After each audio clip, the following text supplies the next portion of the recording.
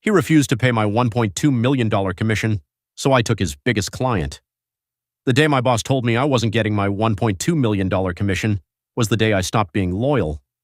He leaned back in his chair, folded his hands, and said, "We've decided not to pay the commission." $1.2 million. Gone. No negotiation, no explanation, just a smug smile like I'd do nothing about it. He thought I'd argue. He thought I'd threaten legal action. He thought I needed him. What he forgot. I built the relationship with his biggest client, and loyalty doesn't belong to a company. It belongs to a person. Welcome back to the channel. This one is about greed, betrayal, and the kind of revenge that doesn't shout. It restructures the market. But before we dive in, where are you watching from right now? Drop your country and city in the comments. I love seeing how far this community reaches around the world. And if you enjoy high-level business drama, smart comebacks, and stories where karma is calculated, not emotional, make sure you subscribe, like this video, and turn on notifications so you never miss a new upload. Because sometimes, if you don't pay your top performer, you lose more than money. My name is Daniel Harper, and this is how I turned betrayal into my greatest victory. I wasn't born rich. I wasn't connected. Everything I had, I earned through long hours and closed deals. For 7 years, I worked at a high-level consulting firm. I was their top closer. If a deal needed saving, they sent me. If a client was about to walk, I fixed it, and everyone knew it, but nobody respected it publicly. Then came the biggest opportunity of my career. A multinational corporation was looking for a long-term consulting partner, 5-year contract, massive numbers. If I closed it, my commission would be $1.2 million. Not salary, not bonus, commission. Written in my compensation agreement, signed, official. I worked day and night for 3 months, flew across states, missed family events, handled objections, negotiated pricing, calmed legal concerns, and finally, I closed it. The office celebrated, champagne, emails praising the team. My CEO shook my hand in front of everyone. We couldn't have done this without Daniel. But I noticed something. He never mentioned the commission. 2 weeks later, I walked into his office expecting paperwork. Instead, he looked uncomfortable. He closed the door, sat down slowly, and said something that changed everything. "We've decided to restructure compensation for this deal." My stomach tightened. "Restructure how?" He leaned back. "You'll receive a performance bonus instead." "How much?" $150,000. I laughed. I actually laughed, because I thought he was joking. He wasn't. He started explaining, "The company needs liquidity. Investors are watching margins. It's better long term. You're still highly compensated." I stopped him. "It's in my contract." He didn't deny it. Instead, he said something worse. "You can fight it, but think about your future here." That wasn't negotiation. That was a threat. In that moment, I had 2 options: explode or observe. So I observed. I noticed something important. He needed that deal more than I needed this job. The client trusted me directly, not the company, me. And suddenly the power dynamic shifted. I walked out calmly. No argument, no legal threats, just quiet. Because I realized something powerful. He thought I needed the company, but the company needed me. And once I saw that clearly, I started planning my exit. After that meeting, I walked back to my desk slowly. Nobody knew what just happened. They were still congratulating me, still saying, "You must be celebrating tonight." I forced a smile. But inside, something shifted. It wasn't just about the money, it was about respect. They didn't deny me because they couldn't pay. They denied me because they thought I wouldn't fight. That contract alone would generate over $20 million in revenue over 5 years. My commission? $1.2 million. That's 6%. Small compared to what the company would earn. But to them, it was too much. Yet somehow executive bonuses were untouched. Funny how that works. That night, I pulled out my original contract. I read every word carefully. The commission clause was clear. No performance conditions, no subject to board approval. Just commission payable upon signed contract, signed, delivered, completed. I had proof, emails, negotiation logs, client testimonials. Legally, I was right. But I understood something important. Winning legally and winning strategically are different things. 2 days later, the client called me directly. "Daniel, we want you leading the implementation phase." That meant long-term involvement, high trust, direct communication. I asked carefully, "If I wasn't here, would you still continue with the firm?" There was a pause. Then the CEO of that company said, "To be honest, Daniel, we signed because of you." That sentence hit differently, because now I understood the truth. I didn't just close the deal. I was the deal. A week later, something strange happened. They removed me from key internal strategy meetings. They started limiting my access to financial discussions. Why? Because they were nervous. They thought cutting my commission would make me quiet.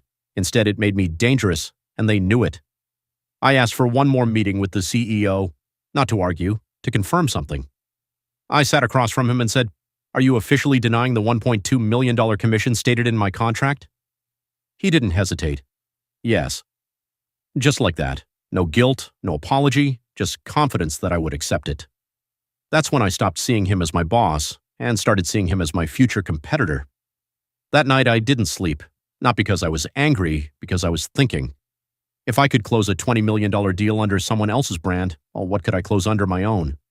I had industry reputation, client relationships, negotiation expertise, market knowledge, direct trust with executives. What I didn't have was my own firm, yet. And in that moment, I made a quiet promise to myself.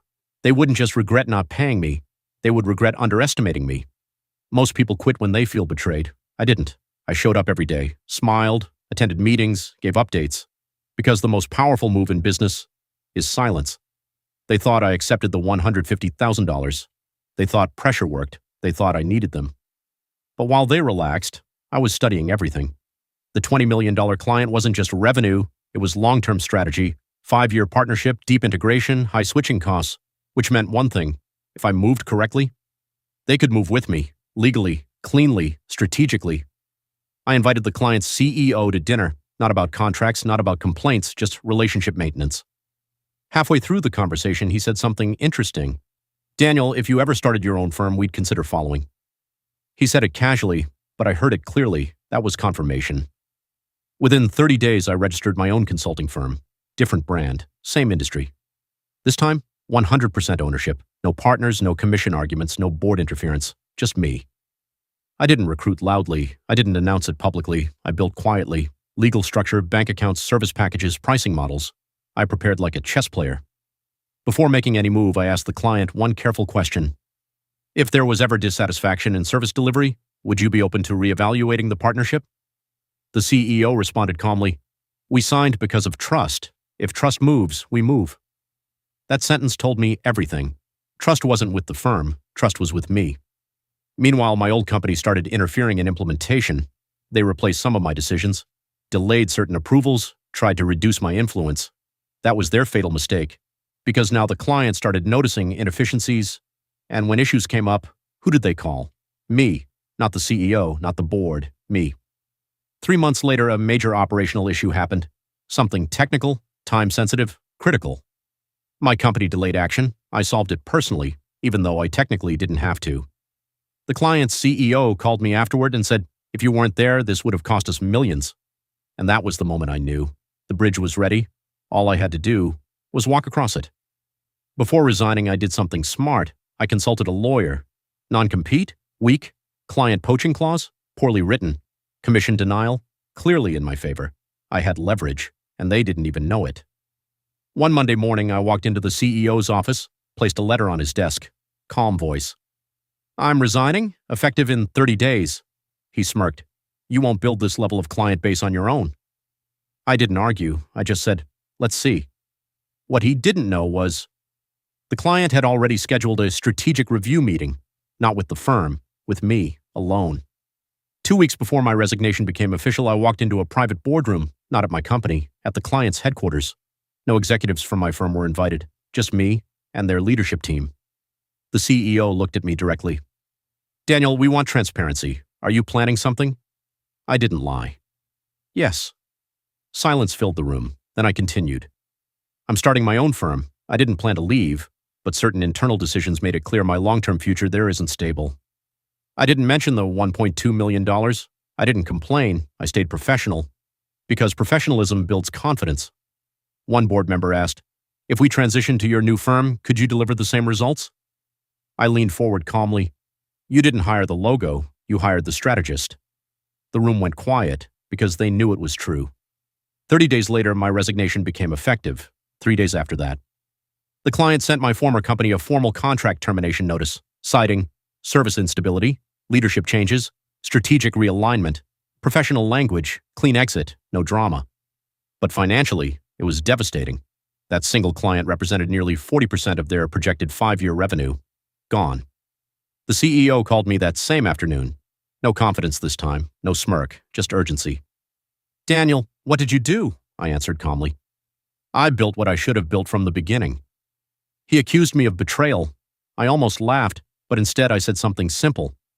"You broke the contract first." Silence, because he knew I was right. Then I played my final card. My lawyer sent a formal demand letter regarding the unpaid $1.2 million commission, with documentation, with timestamps, with proof. Now the situation was dangerous for him, because if it went public, investors would question leadership, employees would lose confidence, future hires would hesitate. He was cornered. He didn't want court. He didn't want exposure, so he offered settlement negotiations. 2 weeks later, we agreed. $1 million payout, immediate transfer, confidential agreement. He didn't pay the full $1.2 million, but here's the difference. I didn't need it anymore, because my new firm already signed the $20 million client under my ownership, 100% commission, 100% profit. 12 months later, my company was thriving. Stronger margins, lean operations, direct leadership. The same client renewed for extended services, and referrals started coming in. Meanwhile, my former company downsized, lost key staff, struggled with investor confidence, not because I attacked them, because trust, once broken, spreads. Months later, I saw my former CEO at an industry conference. He avoided eye contact at first, then finally approached me. "You could have stayed and been wealthy here." I looked at him calmly. "I was already wealthy. You just tried to underpay it." He had no response, because deep down he knew the $1.2 million wasn't the mistake. Underestimating me was, if someone refuses to pay your value, don't beg, don't argue, build. Because the strongest revenge in business is ownership.